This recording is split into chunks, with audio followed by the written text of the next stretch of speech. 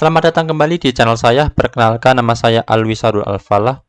Jadi pada tutorial sebelumnya kita sudah belajar bahwa Laravel bisa kita buat sebagai monolith ya. Jadi kalian bisa mengembangkan front end dan back endnya secara sama-sama di Laravel ini. Nah, kalau misalkan kalian ingin membuat seperti itu, maka kalian harus paham bahwa Laravel ini menganut mekanisme secara umum yaitu MVC atau Model, View, dan Controller.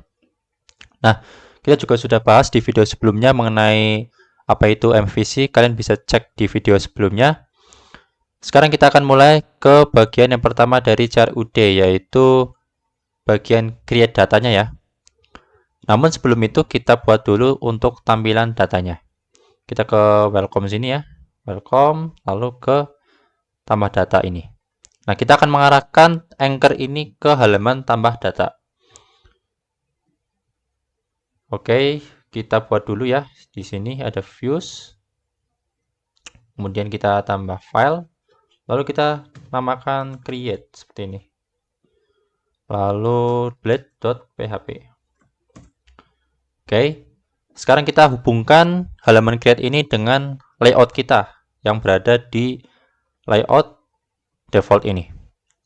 Sama seperti di welcome, caranya adalah kita extend dulu, kita hubungkan dulu dengan layoutnya. Ada layout default seperti ini. Lalu kita isi sectionnya, yaitu section content. Kemudian kita tutup dengan end section. Seperti ini. Lalu kita isi. Nah, untuk pembahasan layout ini juga sudah saya bahas di video sebelumnya. Kalian bisa cek. Sekarang seperti ini saja dulu. Kita tampilkan teks. Here in create page. Seperti ini. Kita simpan. Sekarang kita arahkan yang halaman welcome ini ya ke create sini. Caranya adalah kita bisa di anchor produk ini atau tambah data ini di sini produk seperti ini. Kemudian slash create. Seperti itu. Nah, ini datang dari mana? Ini datang dari file web ini, lalu yang ini. Kenapa ini resource dan produk? Itu juga sudah dibahas di video yang sebelumnya.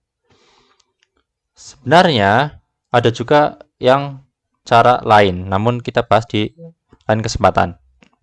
Nah, sekarang sudah ya. Sekarang sudah, tinggal kita panggil di sini. Seperti itu, di sini.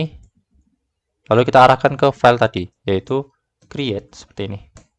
Nah, ingat ketika kita menggunakan resources, jadi pada tutorial sebelumnya saya menggunakan perintah seperti ini ya. Seperti ini. Jadi ketika kita menggunakan perintah seperti ini untuk membuat controller, maka sudah ada semacam pakem-pakem yang perlu kita sesuaikan atau kita taati seperti itu. Kita bisa cek dengan php artisan list root seperti ini. Oops, php artisan root list kebalik, sorry. Root list seperti ini. Nah, jadi kita akan mengarahkan halaman welcome kita tadi ke halaman sini. Yang mana produk create ini atau link ini atau URL ini itu mengarahkan ke bagian create ya, ke function create. Jadi kita sudah disiapkan create di sini. Oke. Sudah, kita close. Kita coba tes ya ke halaman kita. Kita klik. Nah, dia bakal mengarahkan ke halaman create yang tadi kita buat.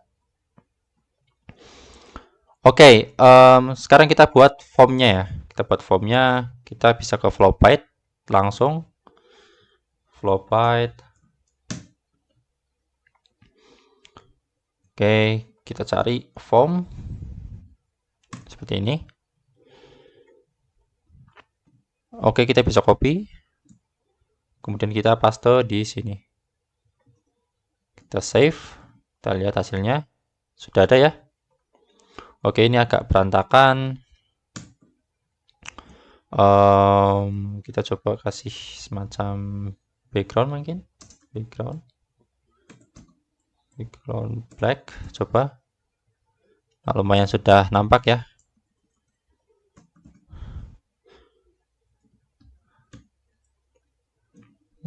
Coba 800. Oke, sudah cukup baik. Kita bisa lebarkan dikit. Coba kita ke XL. Oke, kita kasih jarak dari atas. Kita kasih margin top 56. Oke, sudah ya. Kita kasih rounded dikit biar cantik. Rounded seperti ini. Nah, oke. Hapus yang tidak kita perlukan. Misalkan ini, remember ini kita hapus. Oke, kita ganti dengan teks. Di sini passwordnya kita ganti dengan ini. Product name-nya product.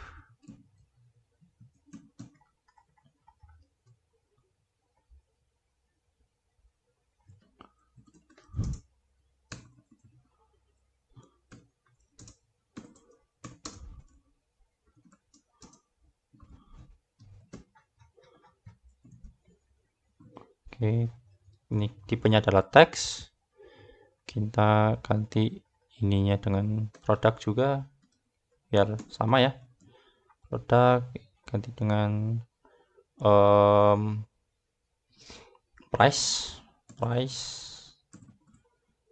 Oops, kita. Untuk menseleksi kata yang sama, kalian bisa gunakan Ctrl D ya. Kita seleksi kata yang sama seperti ini, lalu kita ganti. Jadi price seperti ini. Price. Oke. Nah, kita ganti tipenya dengan number ya. Number. Oke, seperti ini. Sekarang image. Kita buat file input image-nya.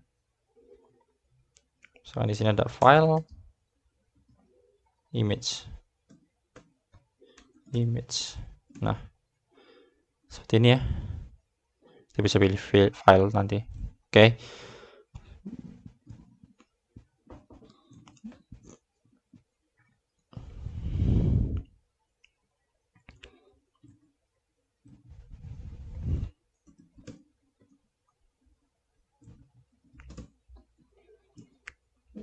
Untuk file ini kita tidak perlu yang gimana-gimana ya. Coba kita hapus saja. Oke. Text white. Coba. Nah, oke.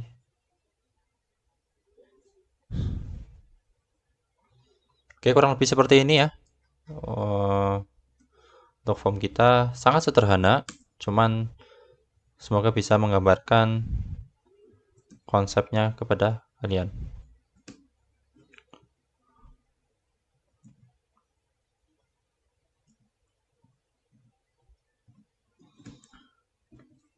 Oke, kurang lebih seperti ini. Nah, ketika kita ingin mengirimkan sebuah file, jangan lupa kita tambahkan seperti ini. Type multi-platform data seperti ini. Ini untuk mengirimkan filenya.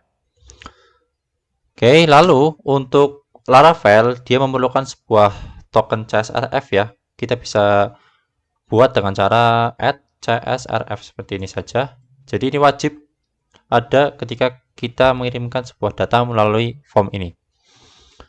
Oke, kemudian ada action ya, action. Kemudian kita ke metodenya adalah post seperti ini.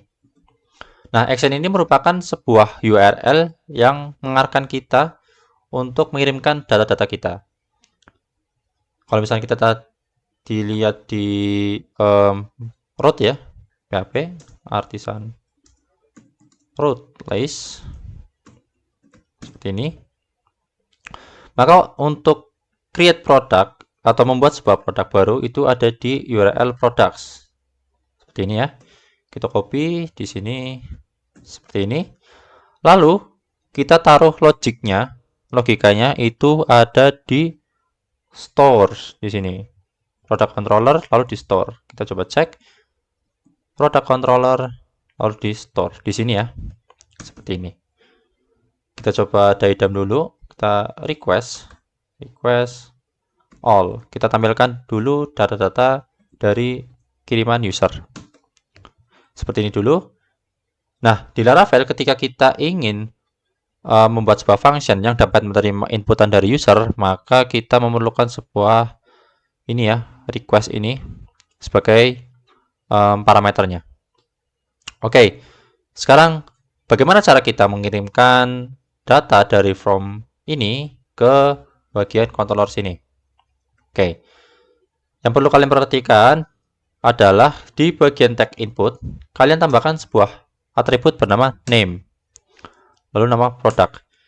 Ini berfungsi sebagai key untuk menampung data input ini. Seperti itu. Nanti kita tunjukkan. Ini juga tambahkan ya, name, kemudian price. Lalu ini juga name file seperti ini. Nah, atau image seperti ini.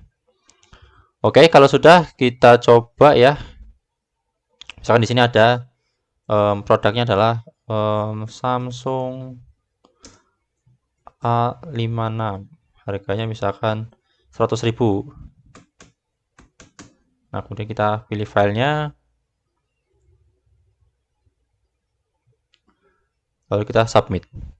Nah, bisa kita lihat bahwa walaupun dia mengarahkan ke halaman yang sama, namun metode yang kita gunakan berbeda.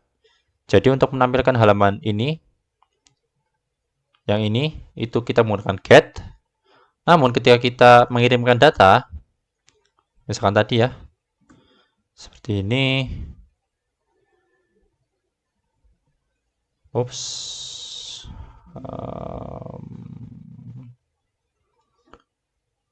Nah, walaupun sama, namun karena kita ketika mengirimkan data menggunakan metode post, maka dia akan mengarahkan kita ke controller yang store yang ini. Oke, jadi seperti ini ya. Jadi name yang tadi ini yang kita tulis di atribut ini di bagian create ini, dia sebagai key atau kunci untuk menampung data yang kita kirimkan. Misalkan di sini ada name product, maka dia ada product key-nya, lalu nilainya apa? Samsung A56. Lalu di sini ada name price, key-nya price. Kita tahu bahwa dia itu mempunyai value sekian ratus ribu ya.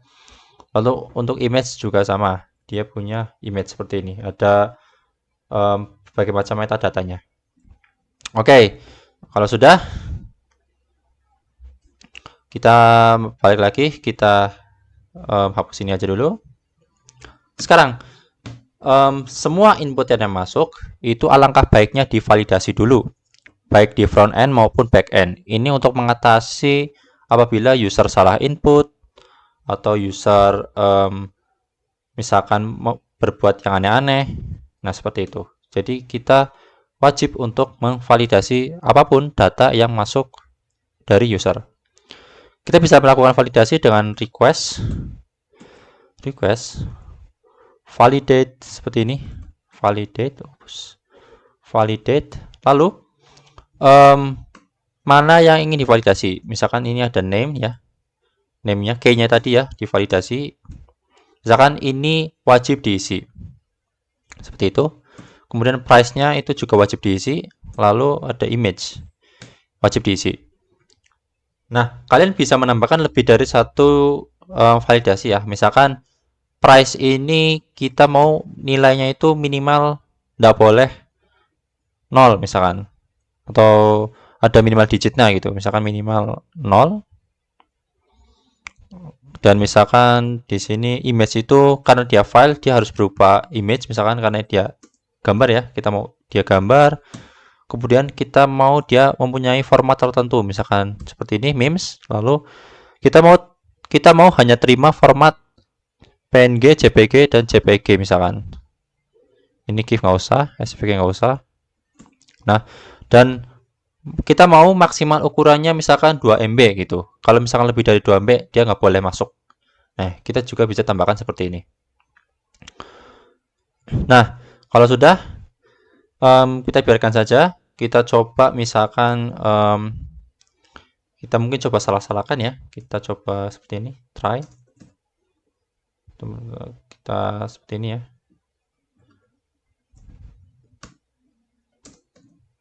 Catch, diadem. Nah, seperti ini. Oke, seperti ini. Kita coba ya. Kita coba misalkan kita kosongi produknya. Oops, ini dihapus dulu required-nya. Jadi untuk front end bisa divalidasi melalui ini ya, tag required kalau misalkan dia wajib diisi. Namun kita mau ngetes validasi dari backend-nya. Jadi kita hapus dulu. Kita coba kosongin semuanya dulu ya, atau kita isi dulu deh ini 100.000. 100 apa tadi itu. Kemudian lalu kita submit. Nah, di sini karena tadi kosong ya di front end, maka dia akan memvalidasi sesuai dengan yang kita setting di bagian product controller sini ya. Karena dia kosong, maka dia mencegah data itu masuk ke database. Misalkan name-nya itu tadi kita kosong, maka dia akan menampilkan message the name field is required. Jadi nama ini wajib diisi, nggak boleh kosong. Oke, seperti itu kurang lebih untuk validasi ya. Kemudian apabila data ini sudah sesuai, maka kita bisa memproses data ke database seperti itu. Misalkan di sini ada seperti ini ya, product create. Nah, apabila kalian menggunakan SQL native atau SQL query, maka ketika kita ingin menginsert data, kalian perlu menggunakan perintah SQL ya, seperti insert data dan lain-lain seperti itu. Nah, kalau misalkan kita menggunakan ORM seperti ini, maka kita tidak perlu secara natif membuat seperti itu. Kita bisa menggunakan metode-metode yang disediakan. Nah, kalau di Laravel kita bisa menginputkan data ke database menggunakan product create ini. Atau sebenarnya ada yang lain, cuman yang kita bahas saat ini adalah untuk create saja yang ini. Oke, kita bisa seperti ini ya, name. Lalu isinya apa untuk kolom name ini? Product name. Oke, ini kalau yang ini itu sesuaikan dengan nama kolomnya ya. Ini adalah product name yang tadi sesuai dengan database kita. Kita cek database kita, product name ya, product name. Kemudian price,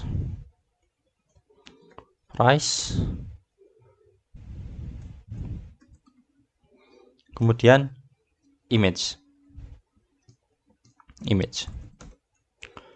ini kemudian image. Oke, sekarang kita bahas mengenai uploading file ya. Nah, ketika kita ada sebuah file yang juga ingin kita inputkan, tentu kita juga ingin menyimpan file tersebut ke sistem kita ya. Caranya untuk menyimpan file yang tadi dikirim user ke sistem kita bisa gunakan seperti ini. Request, kemudian misalkan nama key-nya apa tadi untuk file, misalkan image, file. Jadi file ya, file. Lalu kemudian kita store as. Nah, kita mau taruh di mana? Misalkan taruh di image, taruh di folder image, lalu kita mau simpan ini apa namanya filenya, misalkan hash name seperti ini. Nah, ini juga sama, file hash name seperti ini. Kita coba ya. Kalau sudah, apa yang akan kita lakukan? Kita ingin ketika kita sudah selesai mengirimkan file, kita mau mengarahkan halaman create ke halaman yang product. Kita bisa gunakan return redirect seperti ini, atau kita sesuaikan dulu, kita itu redirect ke halaman product seperti ini. Ini juga bisa seperti ini, product. Products. Kita coba simpan. Samsung A56, lalu kita submit. Oops, and one error. Apa errornya? Samsung A56, price-nya sekian.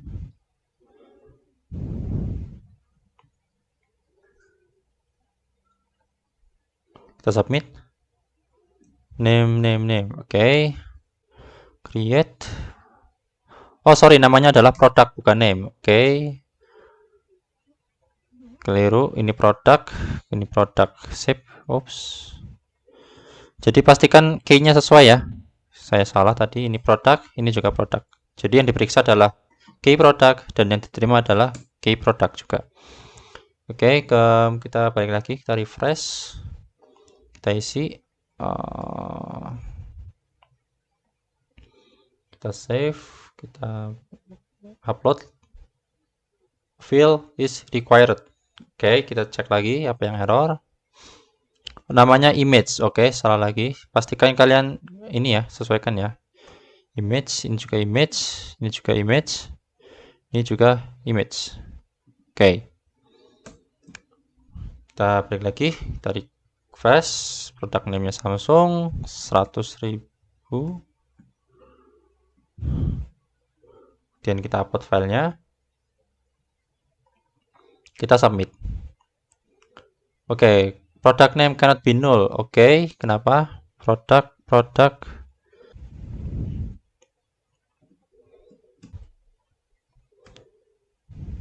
Oke, kita coba asal 56 100 ini. Lalu kita seperti ini. Nah, sudah ya, data sudah masuk. Kita bisa cek di phpMyAdmin, kita refresh. Maka data yang tadi sudah masuk. Ada Samsung A56, harganya segini, lalu image-nya. Nah, sekarang bagaimana kita menampilkan image-nya di bagian produk tadi ya, di bagian sini. Caranya adalah kita bisa gunakan seperti ini. Kita taruh di variabel, lalu produk, lalu all seperti ini. Nah, sekarang kita mau membawa variabel data ini ke halaman welcome. Oke. Caranya adalah kita bisa menggunakan metode namanya compact seperti ini. Lalu data. Seperti ini. Atau kalian juga bisa menggunakan seperti ini. Kurung siku, enter, lalu misalkan key-nya apa, data, lalu isi dari key-nya adalah variabel data yang ini. Kalian bisa gunakan dua cara ini. Namun saya lebih prefer menggunakan compact ya, seperti ini.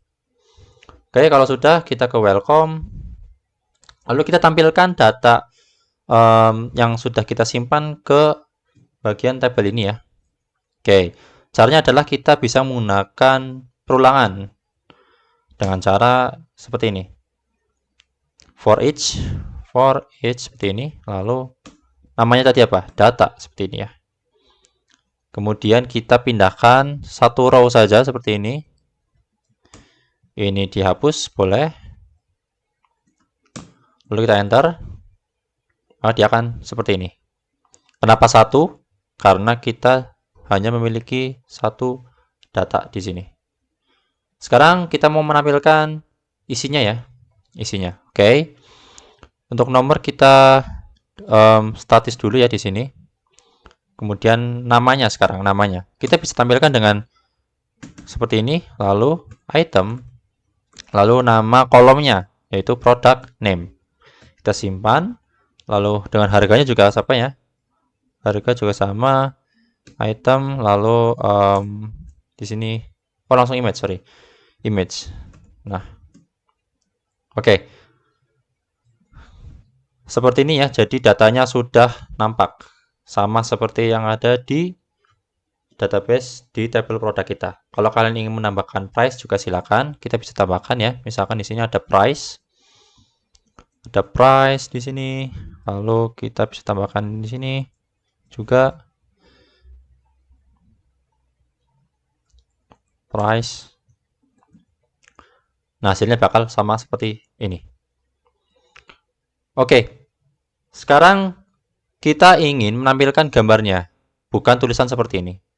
Nah, untuk menampilkan gambar dalam HTML, kita bisa gunakan tag image seperti ini. Lalu kita isi dengan seperti ini, asset, lalu storage, seperti ini, lalu foldernya yang mana, lalu nama kolomnya, seperti ini. Kita simpan. Nah, sekarang kenapa ini tidak ada? Karena dia tidak bisa membaca folder storage dan image ini.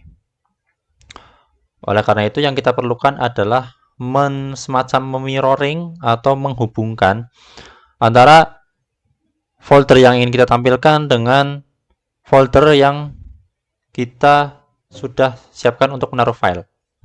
Nah, kita balik lagi ke product controller. Jadi, ketika kita mengupload di sini, yang sebenarnya dilakukan adalah Laravel akan menyimpan file upload dari user itu ke storage, ke app, ke image, sama ya, seperti ini. Lalu ke sini. Oke, ini ada dua ya. Kita sesuaikan dulu namanya. L7GMP. Oke, ini yang dihapus putih. Oke. Dia akan menyimpan ke sini. Di sini. Nah, kenapa tidak bisa tampil? Karena pada view ini, pada view welcome ini ya, dia tidak mengarah ke halaman yang tadi di sini. Nah, bagaimana kita menampilkannya? Caranya adalah kita men-linkkan atau menghubungkannya ke yang kita panggil di tag image tadi. Kita hubungkan ke bagian sini. Caranya adalah kita ke terminal lalu ketikkan perintah php artisan storage link seperti ini. Nah, sudah ya. Jadi sudah terhubung, link has been connected, sudah terkoneksi. Kita bisa lihat di public lalu storage. Oke, seperti ini. Oke, ini salah. Oke, seperti ini harusnya. Nah, kita hapus dulu. Kita coba hubungan lagi. Oke, sudah. Oke. Terdapat kesalahan ya. Jadi ketika kita menyimpan di sini store as, jangan lupa kita masukkan dia ke public. Nah, seperti ini. Jadi request image, file image yang dikirimkan user simpan dalam storage, lalu di public sini, lalu buat folder namanya image ini, lalu masukkan gambarnya. Seperti itu cara membacanya. Lalu untuk bisa dibaca oleh view yang ada di welcome ini, maka kita perlu hubungkan antara yang ini, folder yang ini, dengan ke public yang ingin ditampilkan ke user dengan cara php artisan storage link. Caranya seperti ini. Nah, kalau sudah, maka kita bisa refresh. Coba. Maka gambar sudah tertampil. Oke, kita bisa rapikan dulu ya gambarnya biar agak rapih. Kelas B56. Coba. Nah, seperti ini. Oke, kurang lebih untuk create data dan upload data atau upload file seperti itu dulu. Untuk lebih lanjut kita bahas di video selanjutnya. Terima kasih.